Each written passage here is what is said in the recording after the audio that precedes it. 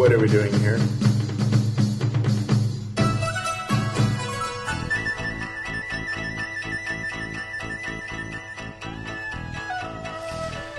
Oh, God. Oh, no. All right, I mean, I get it. It's the season and we're reading something Chinese, but please, no, I can't. I mean, I like Ninja Gaiden or Gaiden or how you pronounce it. It was one of my favorite games when I was a kid, but the tinny NES music, I think it'll be too distracting. For this, why don't we go with some like classic Henry Wolf and Nancy Henning's like Tibetan Bells 2. Yeah, that's the vibe I want to go for today. And we'll go ahead and bring in the pillar of Ashoka, that I painted. When you meet a guy in present day, and his name is spelled Ashoka, you can call him Ashok. But when you're talking about King Ashoka, who spread Buddhism far and wide, or Buddhism, I can't say Buddhism, I'm sorry, one day maybe, but... So yeah, this is his pillar. I painted it so that it's kind of Tibetan-y. And if you can tell the direction that I'm facing based on the colors of these Asiatic lions, you have been paying attention. South. I'm facing south. Yellow is in the south. Green is in the north. And blue is in the east. And red is in the west. All right, now you know. Okay. So we got the vibes, and we've got the incense. Today we're going to go with sandalwood again, though you might notice that this is not the same sandalwood we went with last time. When was that? Surely that wasn't the Martin Luther. That must have been... Ooh, and we're going to use 2. This is lovely. That must have been Carl Jung. Sandalwood for Carl Jung. Is that what we did? I read somewhere. It was before I had this big collection of Buddhist books. And long before I started that podcast. I read somewhere, and I don't know where, because it was just something I read. I think it was in it might have been from T.P. Taka. If I get to it again, I'll be like, that's the quote. Where Lord Buddha was talking about back when he was a prince, when he was Prince Siddhartha. And he had all the fanciest things, and one of the fancy things that he mentioned was he had sandalwood from Varanasi. So, of course, I went to Varanasi to get sandalwood. Because I'm a big nerd. So we've got the incense going. That's good. We've got the green tea. You can tell by the little green label. We'll just very delicately, and I don't want to knock this over. You understand? All right. We'll keep that here. And the book, that might be helpful. Where is the book? Does anybody know where I keep the book? Here's the book. Oh, I completely forgot everything today. So that also means, sorry, Lord of the I Ching. I forgot the coin. I forgot everything. I forgot that we even do I Ching at the beginning of Secret of the Golden Flower. So this might be a repeat. I don't know because I don't have my notes. That's cute. Okay. nice and organized today. I'll just shuffle this once, but thoroughly.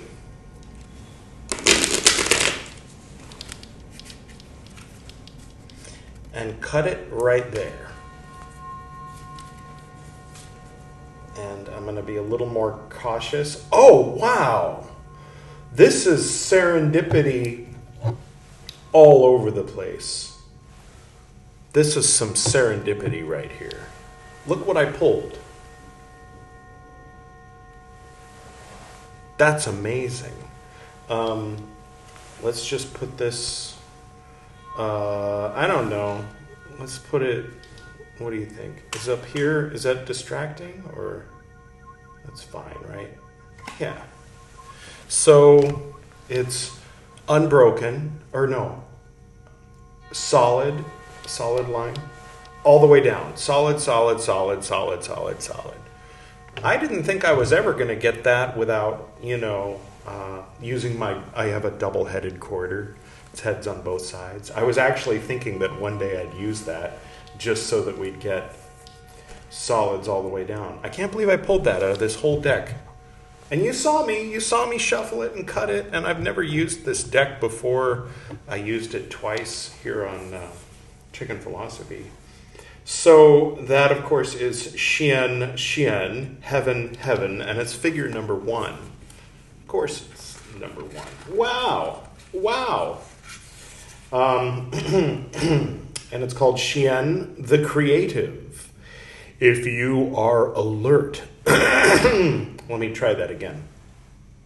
If you are alert to the creative, you will meet with good fortune now. All right. Well, I feel, radiant. The music is good. The pillar is here. We've got all kinds of stuff rocking. And it's nighttime, so I'm not going to be sweating under these robes. That's not necessary information, Edward. Got the sandalwood, got the green tea. We're ready to go. Let's do this. So, this is Carl Jung's introduction, which he opted to put at the end in the English version.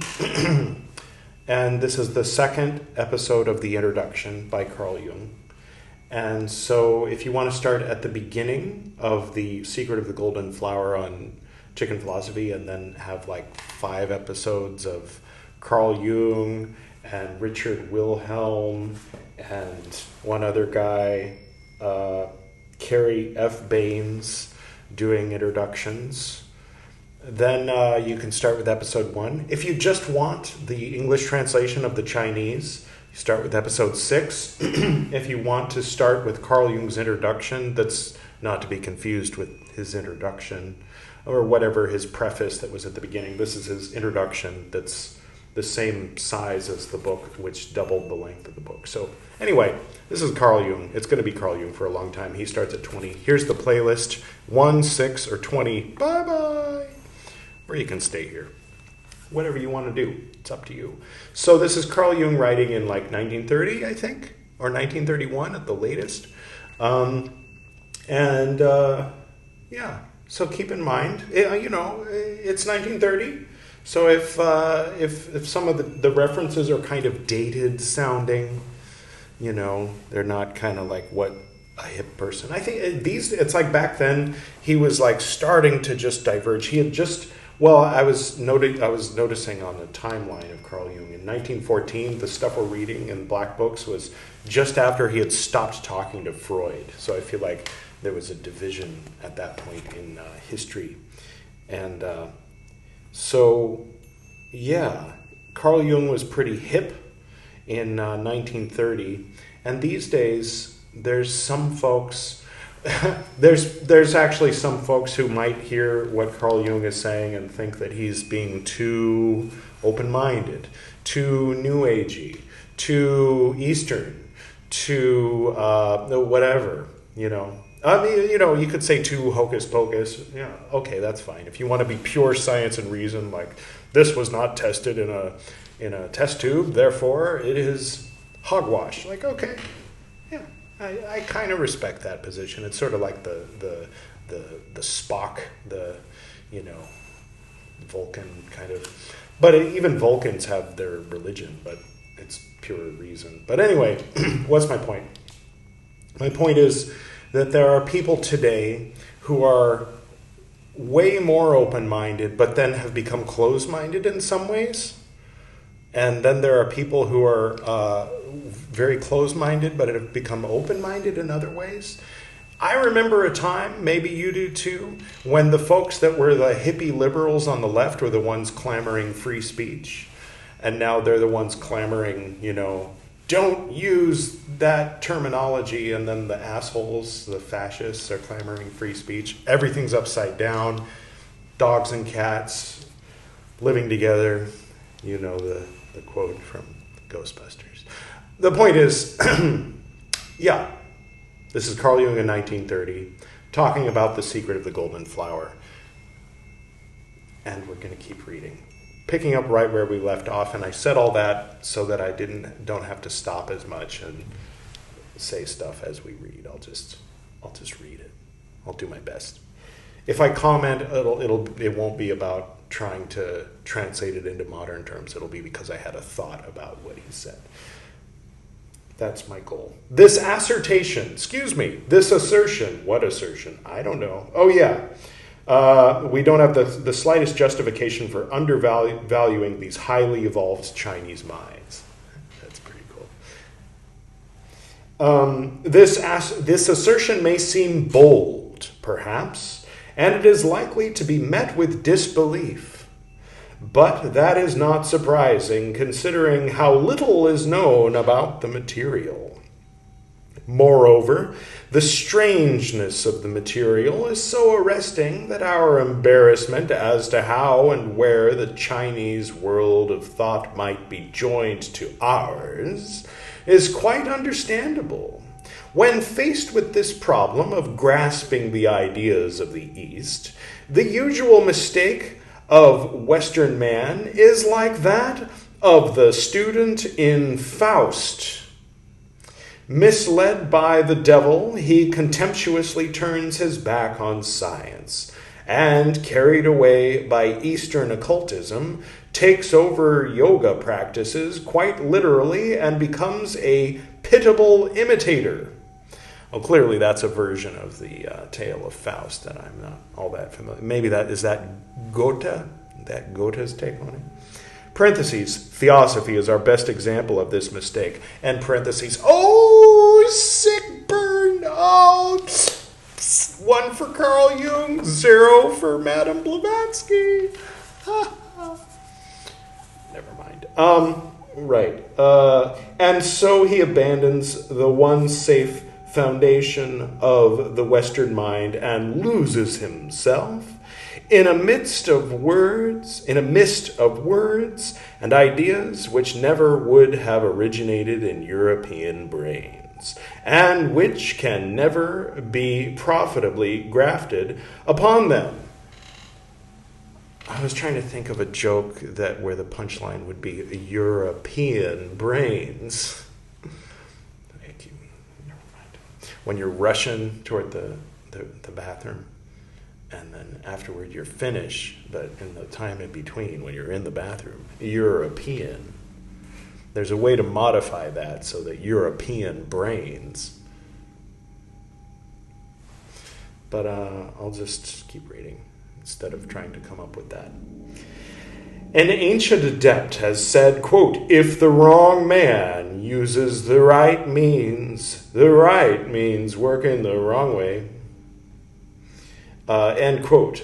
This Chinese saying, unfortunately, all too true, stands in sharp contrast to our belief in the, quote, right, end quote, method, irrespective of the man who applies it. In reality, in such matters, everything depends on the man and little or nothing on the method. For the method is merely the path, the direction taken by a man. The way he acts is the true expression of his nature. If it ceases to be this, then the method is nothing more than an affectation, something artificially added, rootless and sapless, serving only the illegitimate goal of self-deception. It becomes a means of fooling oneself and of evading what may perhaps be the implacable law of one's being. This is far removed from the earth-born quality and sincerity of Chinese thought. On the contrary, it is the denial of one's own being, self-betrayal to strange and unclean gods, a cowardly trick for the purpose of usurping psychic superiority, everything, in fact, which is profoundly contrary to the meaning of the Chinese, quote, method, end quote, for these insights result from a way of life that is complete, genuine, and true in the fullest sense. They are insights coming from that ancient cultural life of China, which has grown consistently and coherently from the deepest instincts, and which, for us, is forever remote and impossible to imitate. Western imitation of the East is doubly tragic, in that it comes from an unpsychological misunderstanding, as sterile as are the modern escapades in Taos. The blissful South Seas are the modern escapades. What? Oh, the blissful South Sea Islands and Central Africa, where, quote, primitively, end quote, is earnestly being played at, while Western civilized man evades his menacing duties, his hic rotus hic salta. Editor Edward. The Latin expression hic rotus hic salta originated from one of Aesop's fables, namely the boasting traveler. Here's the quote, kind of. A man who had traveled in foreign lands boasted very much, on returning to his own country, of the many wonderful and heroic things he had done in the different places he had visited. Among other things, he said that when he was at Rhodes, he had leaped to such a distance that no man of his day could leap anywhere near him, and as to that, there were in Rhodes many persons who saw him do it, and whom he could call as witness. One of the bystanders, interrupting him, said, "Now, my good man, if this be all true, there is no need of witnesses. Suppose this to be Rhodes, and now for your leap." So the Latin hic rotus hic salta is, suppose this to be Rhodes, and now for your leap. Thank you, Editor Edward. It is not a question of our imitating, or worse still, becoming missionaries for what is organically foreign, but rather a question of building up our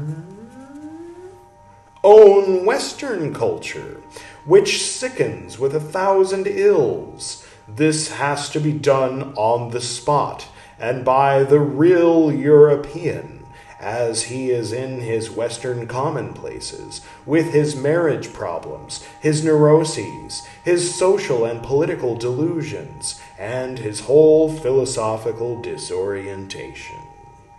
We should do well to confess at once that, fundamentally speaking, we do not understand the complete detachment from the world of a text like this. Indeed, that we do not want to understand it. Have we, perhaps, an inkling that a mental attitude which can direct... Speak for yourself, Carl. Sorry, in 1930.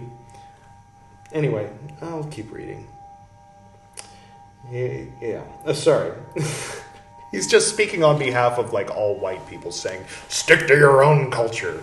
And as you've heard me say before, no, this is actually kind of my background. When people say, stick to your own culture, and it's like, well, my culture is white people who were obsessed with Chinese culture, so that's still me, even though it's Gwydion.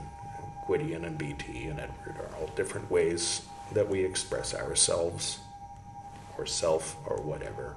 There is no self. Never mind. I'll just keep reading. Sorry. I'm not like I don't mean to like say, oh, fuck this whole text. I just kind of like this one aspect of it. I just was feeling allergic to, and I had to act out. I had to blurt that out. So I will continue now. Have we perhaps an inkling that a mental attitude which can direct the glance inward to this extent can bring about such detachment only because these people have so completely fulfilled the instinctive demands of their natures that little or nothing prevents them from viewing the invisible essence of the world? Can it be, perhaps, that the premise of such vision is liberation from those ambitions and passions which bind us to the visible world, and does not this liberation result from the sensible fulfillment of instinctive demands rather than from the premature or fear-born repression of them?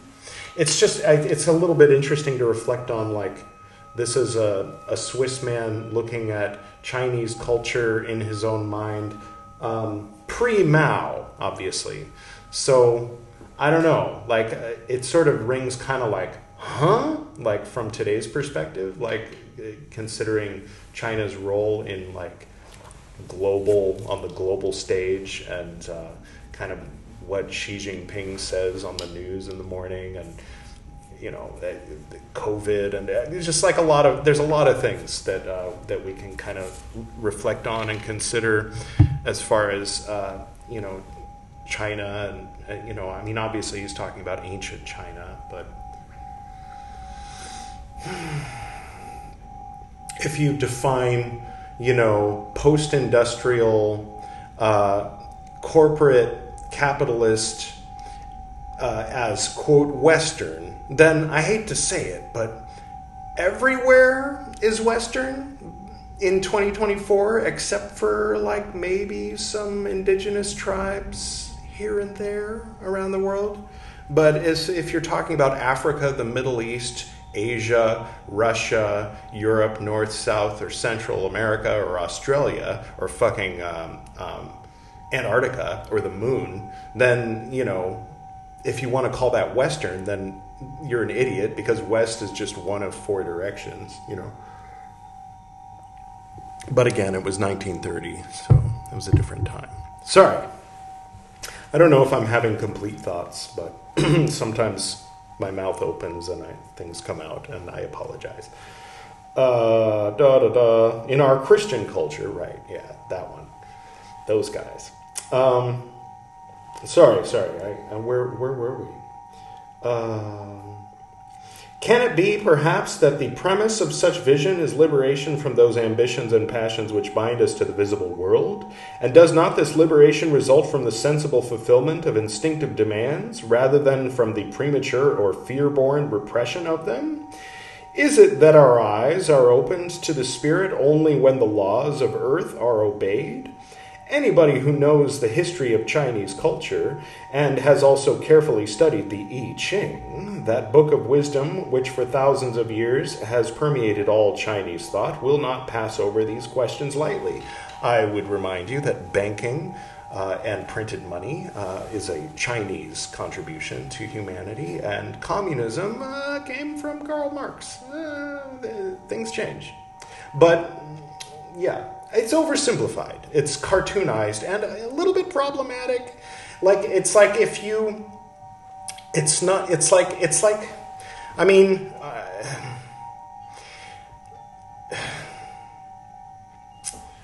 making cartoonish stereotypes can be harmful even when the cartoonish stereotype is positive.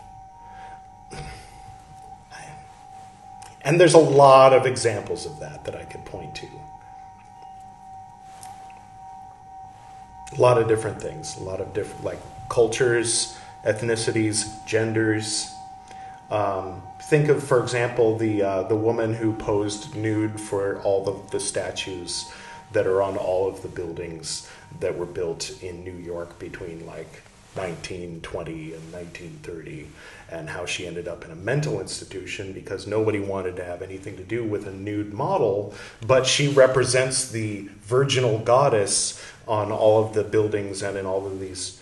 You know what I'm saying? Like, by putting something up on a pedestal, sometimes you're fucking the thing that you put up on the pedestal, even though it seems like a very nice thing to do to put something up on the pedestal, right? Like, I don't know, like, there's a lot of examples, and I hesitate to go into every example when I'm just like pulling it out of my ass, because it seems a little odd when a person who looks like me is talking about the plight of everyone else in an uninformed way. It's always kind of best left for the people themselves to talk about it themselves. But the point is, yeah, like when you say, oh, those people are really good at such and such, or those people are different, those people are part angel, God chose them. And, in the end times, then they're going to be important. They have an important role to play in the coming of the, and these things can be like self-fulfilling catastrophes. So anyway, no, it's a little oversimplified, but I'm going to keep reading. And, all right, I'm going to keep reading. Okay. He will know, moreover, that the views set forth in our text are nothing extraordinary from the Chinese point of view, but are actually inescapable psychological conclusions. In our Christian culture, spirit and the passion of the spirit were, for a long time, the greatest values and the things most worth striving for. Okay. Only after the decline of the Middle Ages, that is, in the course of the 19th century, when spirit began to degenerate into intellect, he has a point of view, like I like aspects of his perspective, did a reaction set in against the unbearable dominance of intellectualism. This movement, it is true, at first committed the pardonable mistake of confusing intellect with spirit and blaming the latter for the misdeeds of the former. Intellect does, in fact, harm the soul when it dares to possess itself of the heritage of the spirit.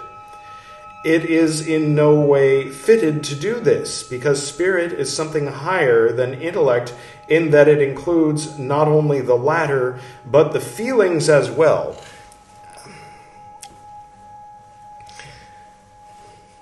From the perspective of the intellectual, that will sound absolutely absurd, because there is nothing that cannot be put into words, intellectualized.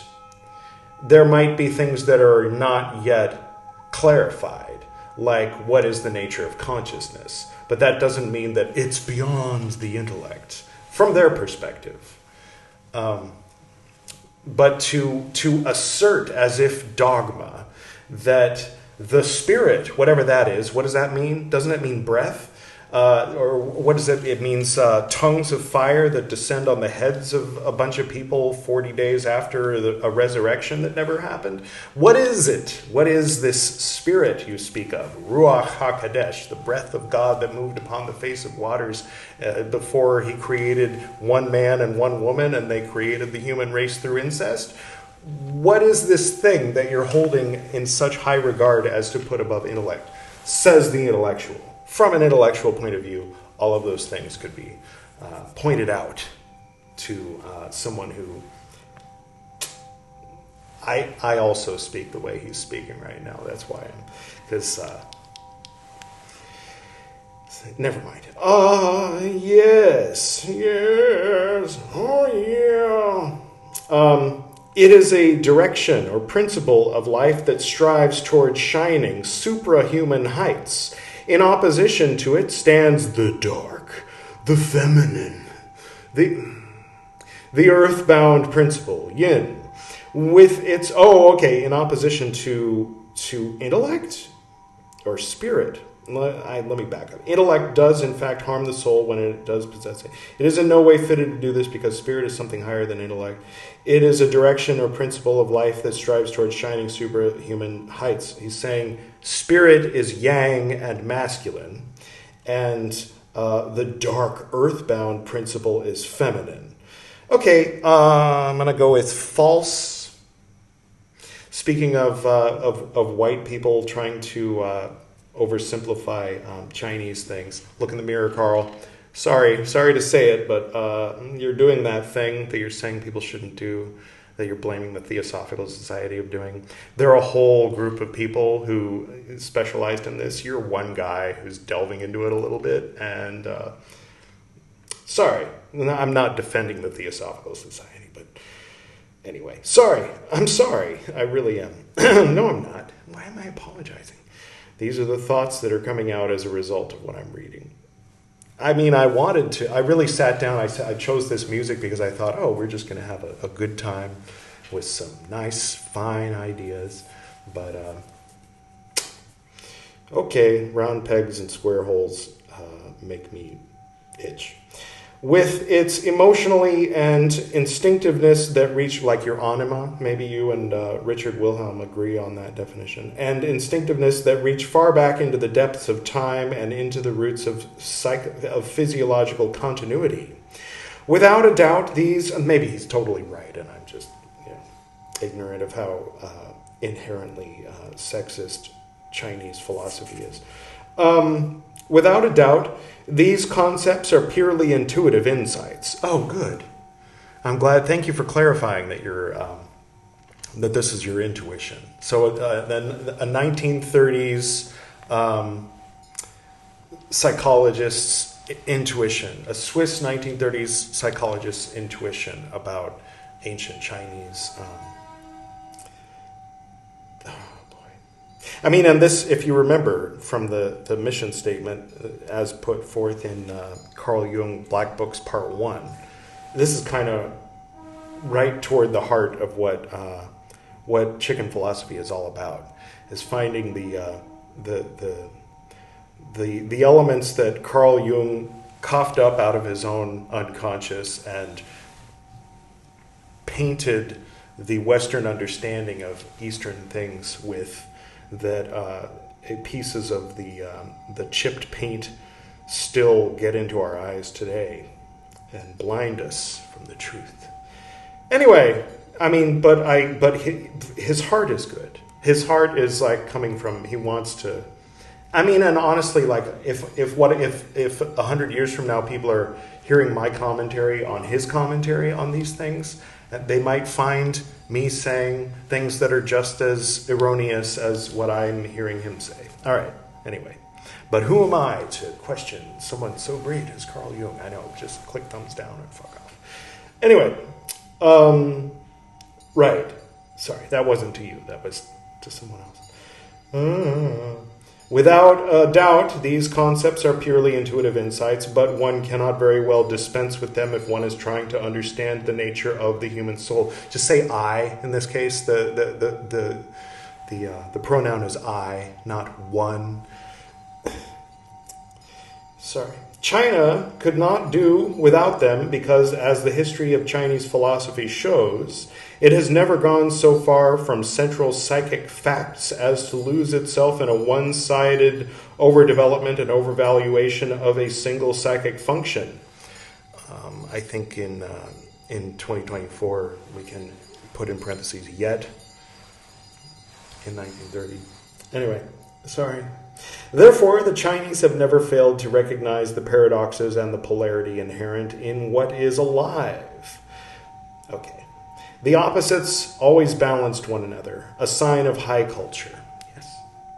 One-sidedness, though, it lends momentum, is a mark of barbarism. The reaction which is now beginning in the West against the intellect in favor of feeling or in favor of intuition seems to me a mark of cultural advance, a widening of consciousness beyond the too narrow limits of a tyrannical intellect. I have no wish to undervalue the tremendous differentiation of Western intellect. Measured by it, Eastern intellects can be described as childish. Fuck you, Carl. Seriously, fuck you. I'm sorry. It's been a long time since I've said fuck you to Carl Jung. Is this the first time? I've been reading Carl Jung since August of... Anyway, parentheses, obviously, I mean, and I shouldn't say fuck you. I should just say it's false. It's just obviously false. I mean, especially if you look at test scores around the world. Anyway, obviously this has nothing to do with intelligence. What? Intellect has nothing to do with intelligence? I can see what side you're on, considering you wrote this sentence. If we should... Sorry, Edward, calm down, BT. Take a breath. Listen to the Henry Wolf and Nancy Hennings. Get in line with the Tao. It's cool. It's cool. It's the narcissism of small differences. Carl Jung is saying something very close to what you say, and you're getting really overly annoyed by the small differences. Okay, chill out. He's writing in 1930. Respect your elders, BT. Okay, I'll try. If we should succeed in elevating another, or even a third psychic function to the dignity accorded intellect, then the West might expect to surpass the East by a very great margin.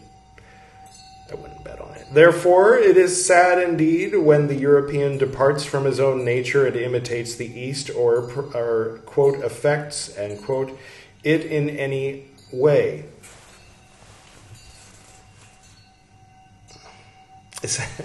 I read while wearing a kimono here in India, where I've fled to, fleeing away from the Western-centric point of view of people like Carl Jung, especially people like... There's people on both sides of the aisle, as it were. One from a racist perspective, and one from a stay and fight for the homeland or whatever. Like don't culturally appropriate. Just dress like a Viking and go to the Renaissance fair. You have that on the left, and then you have, yes, I dress like a Viking and go to the Renaissance fair because I'm proud of my heritage on the other side. Right? And then, the hippies hadn't come around yet. The Hare Krishnas and all these people. Now there's a lot of people that are doing yoga and diving into Eastern spirituality. And this is kind of like toward in the early days of, inspire things that inspire people like that to dive into what they loosely term Eastern philosophy. I think it's harebrained to say, I can tell by the color of your skin and your accent and the color of your hair that you should be focusing on Plato and Immanuel Kant instead of Confucius and Lord Buddha and Shiva and yoga and all this stuff. It's like... But again, it was 1930. Somehow this is coming out of Carl Jung's mouth. And I think he meant well. I'll keep reading. The possibilities open to him would be so much greater if he would remain true to himself and develop out of his own nature all that the East has brought forth from its inner being in the course of the centuries. There was a reasoning, a somewhat intuitive reasoning, but a reasoning nonetheless, behind my starting out with the Celtic, Druidic, by way of Wicca, spiritual orientation, before delving into the British Hermetic take on Christian Kabbalah for 18 years, getting to the point where I felt that I had wrung every last drop out of it that I would care to wring out of it, before I jumped ship and went to India and dove into Buddhism and so on and so forth. So in that sense, I guess, while I talk a lot of shit, I did kind of follow something similar to his advice. In other words, I saw my dad and my mom, both who loved Eastern things, especially my dad, and chose to focus on Western things for half my life, touch wood, knock on wood, before delving into Eastern things, which was what I really wanted to do to begin with, but wanted to get the foundation in quote-unquote my own culture first.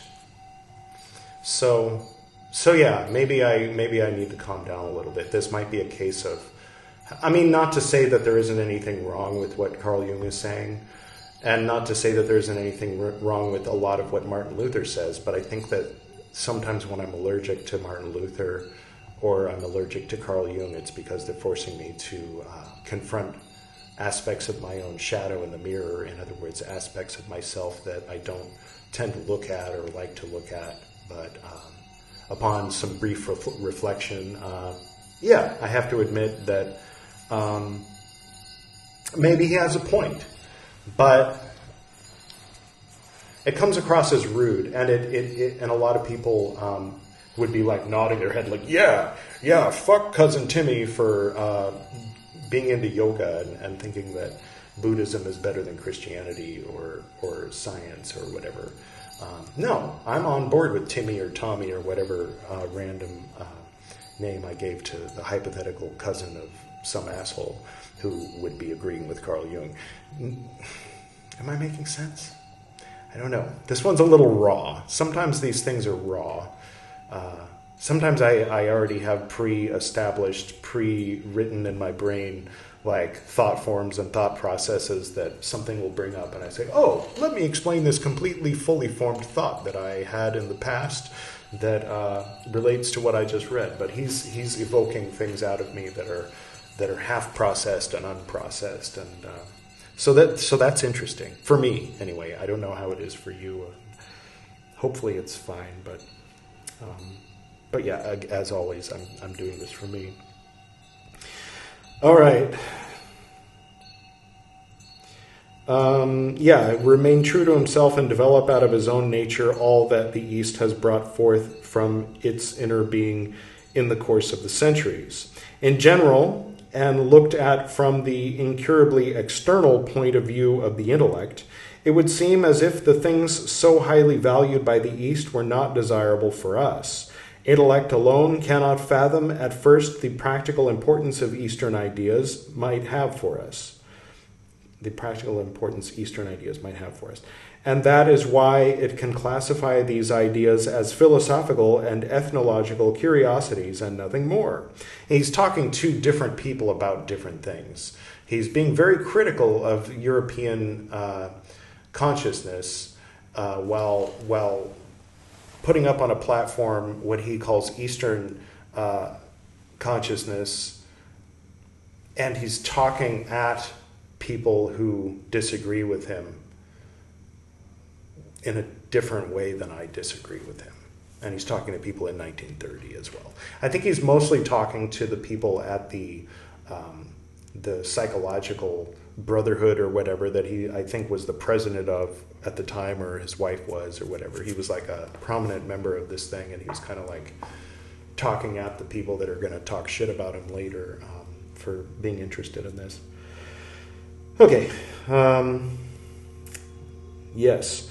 The lack of comprehension goes so far that even learned sinologues, people who study China, or Chinese things, have not understood the practical application of the I Ching, and have therefore looked on the book as a collection of abstruse magical spells.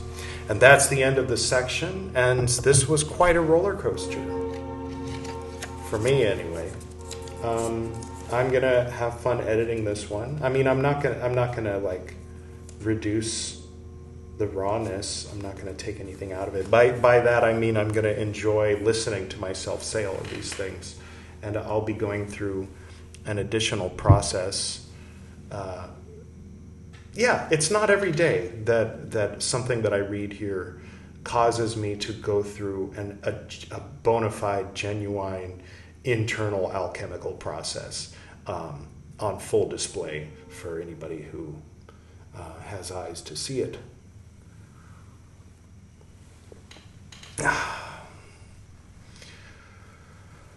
Whew. We got through it okay, I think. I'm sorry, Carl Jung's ghost, that I said fuck you. I meant it, but I don't mean it now. And special thanks to the Asiatic lions on the Pillar of Ashoka, he was of course the famous Indian king who brought Buddhism to the farthest edges of what has ever been known as India, which today includes, places like Pakistan and Bangladesh, of course, and parts of what today is known as China. And of course, I have Tibetanized this Indian symbol as I read these old Chinese, this white guy talking about. See, I'm just as bad as anyone else talking about him that way. He's doing his best. He really is. And I mean,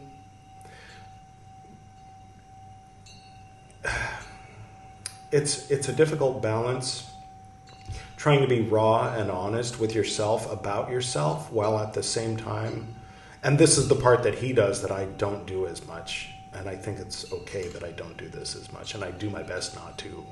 Sometimes I fall into the habit, or I accidentally start to think in terms of mass groups of consciousness and unconscious. And it's none of my business what hundreds of millions or billions of people think. In other words, it's none of my business how those groups of thought, those thought groups change or evolve. If some aspect of me thinks that I am here to try to influence or change or redirect or encourage the transformation in a particular way that I think is better than some other way of any group of hundreds of millions or billions of people, then I am delusional, I think. Which is related to, not exactly why, not causally related, but connected very closely with my general approach, which is to just be raw and honest about what I am feeling and do it in front of people, because I think that might be useful. Me coming on here with an agenda would not be useful. There's plenty of people already doing that, first of all. But I think that Carl Jung, God bless him, was trying to think on behalf of other people. Or he was trying to, at least in 1930, again, later in life maybe he changed. But I think at this moment that he's writing, he's trying, first of all, and Yoda has words to say about trying. He's trying to get people to see something that he thinks he sees. And he's trying to convince other people of something that he's not yet convinced of himself, and he shouldn't be because it's a little off. That's my honest opinion, regardless of any emotional outbursts that I might have had in today's episode that are in alignment with that opinion. That is my actual opinion. But we'll keep reading, and it's interesting to learn these things, interesting to know these things, interesting to have these things clarified for myself, about myself, and how I see things, and the legacy and ideas of other people, and in history, and how they may or may not have influenced me and the people around me today, and yeah, so that's interesting, and I think I've said a few things out loud that I never said out loud and just in the past 5 minutes, that might help alleviate some of the anxiety around what I'm doing here. I'm really just reading books and responding to them on a silly YouTube channel, and that's why there's a Muppet chicken in the middle of it, is to emphasize that it's silly, because I wouldn't want anybody to think that this is serious, because of how goddamn serious it is. All right, until next time.